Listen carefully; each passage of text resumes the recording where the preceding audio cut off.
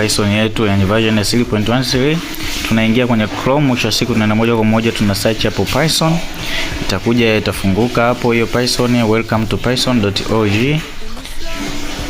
Kwa hiyo baada kufunguka hapo, mwisho wa siku utafungua zaidi ndani, mwisho wa siku utaingia katika page yako kama hii, utakuja downloads.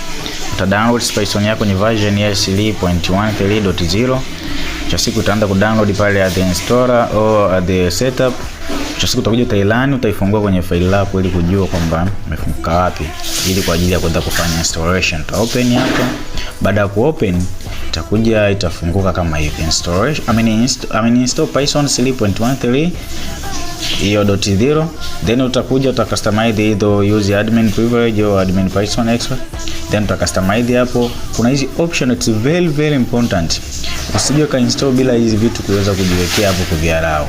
Kama tick hiyo ni very important, itakusaidia kwa mbele kwa ajili ya kuweza kufanya vitu vikubwa. So ukishamaliza hapo utakuja next. Then utakuja kwenye advanced option. Advanced option maana yake ni installation ya Python yenyewe for all users. So ukisipo allow hizo maana yake utakuwa hujafanya installation ambayo yenye kueleweka. Baada hapo utakuja install hiyo setup yako, itaanza kufanya installation. Okay, 64 bit. Itafanya installation hapo, itafanya installation. Itamaliza.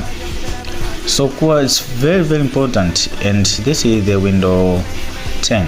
Window 10. If there is anybody who use the window 11, you should notify me back in order to help you how to install it.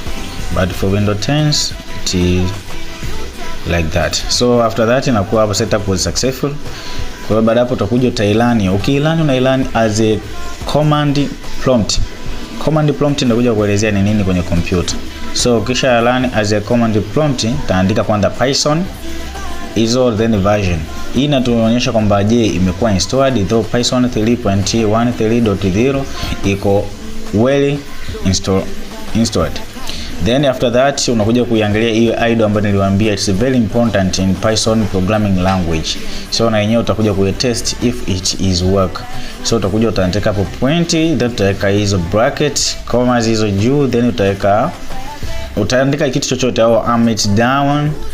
Then mwisho siku utabonyeza enter, italeta hiyo sini zambarau sini nini hiyo color, it means kwamba it's good. Then baada hapo utasave, utaandika hicho as a demo, then utasave kwenye desktop yako. So baada hapo utakuwa umemaliza installation ya Python kwenye kompyuta yako. Mwisho siku hapo itakuwa mambo yameisha. Don't say to anybody about